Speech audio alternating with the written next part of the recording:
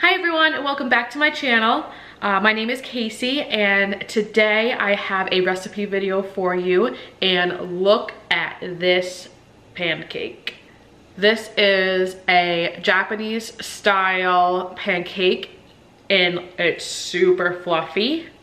The recipe itself and the batter is not that difficult, but getting this height and letting it cook the right amount of time is super difficult. This one I used about a 2-inch ring mold, and I actually didn't even have a ring mold, so I made one myself. And I let it cook about 10 minutes on each side, so you gotta be really patient with these. But I think this one came out really well. So if you guys wanna see how to make these fluffy Japanese pancakes, just keep watching. So I'm going to start off with 2 bowls, one for my egg whites and one for my egg yolks. And I'm going to take 2 eggs and I'm just going to separate the egg yolks from the egg whites. I'm going to put my egg whites in the white bowl and my egg yolks in the blue bowl. And I've already measured out all my ingredients, and I will list out the ingredients and the amounts and instructions in the description box below. So to my egg yolks, I'm going to add a 1/4 cup of sugar. I'm also going to add a 1/2 teaspoon of pure vanilla extract. You want to make sure you use the good stuff. And you're going to whisk this so everything is well incorporated. And this is what I have so far. Next, I'm going to add 3 tablespoons of melted butter, which is just going to add some richness to the batter. And then I'm going to add in a 1/2 cup of buttermilk. And I couldn't find any buttermilk at the store, so I just made my own by combining a 1/2 cup of milk and a 1/2 tablespoon of lemon juice. And then you just let it sit for about 10 minutes at room temperature. Then I'm going to add a cup of all-purpose flour and just incorporate all that together. I also have a 1/2 teaspoon of baking powder, a 1/2 teaspoon of baking soda, and I'm going to also add a pinch of salt and just mix everything together until it is well incorporated. And this is what my batter looks like. And I'm just going to go ahead and set this aside and go ahead and grab my egg whites. And I'm going to beat these until I get stiff peaks. And I just beat these at medium speed for about 10 minutes. You want to make sure you're working with room temperature egg whites. That's just going to allow them to whip up to greater volume. So I let my egg whites sit on the counter for about 20 minutes before I started this recipe. If you'd like, you could also add in a 1/4 teaspoon of cream of tartar to this, which will just help stabilize your egg whites. And you're just going to want to check them periodically. And here I have stiff peaks, which means when I pull the beaters away, the peaks stay and don't flop over.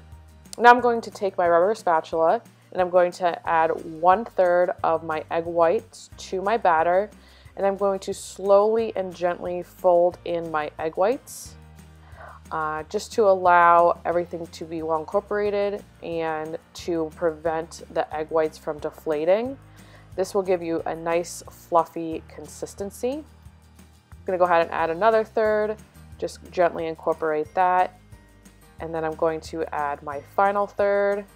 And again, gently incorporate just to avoid the egg whites from deflating. And you're going to be left with a fluffy and airy pancake batter. That looks like this.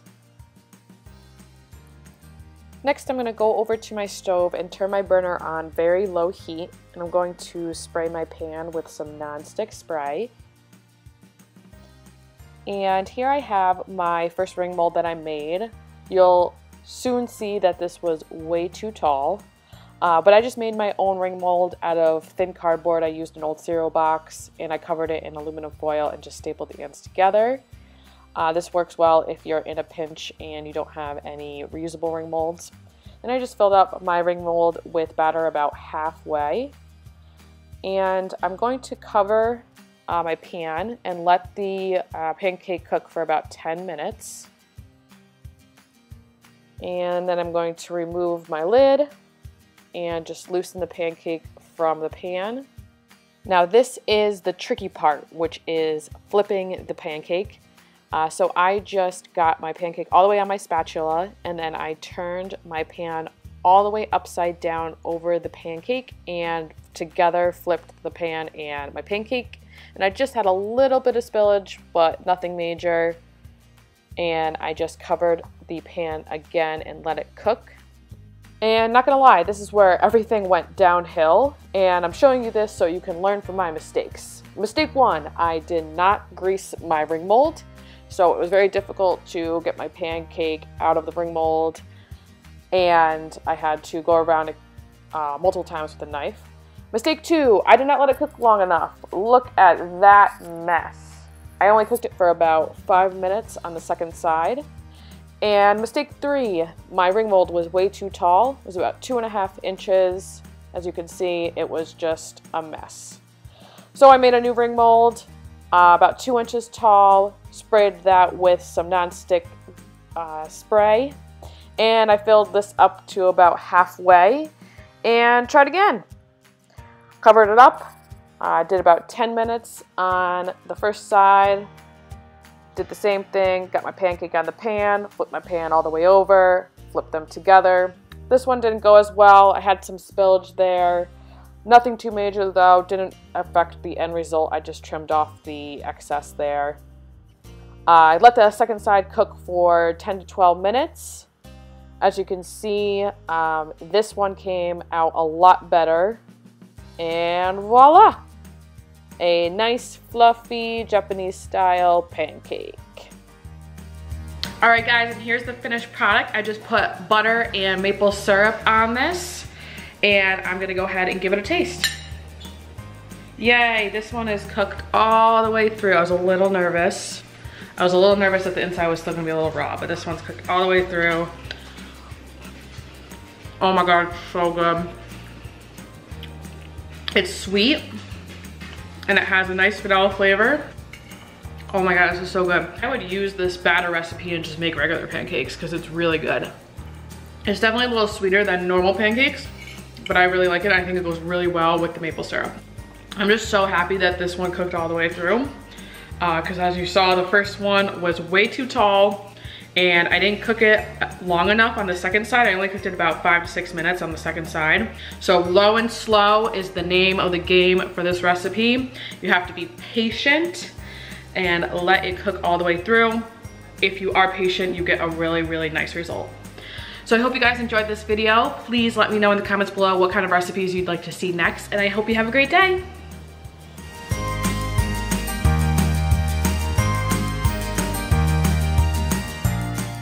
Oh no! Oh my God.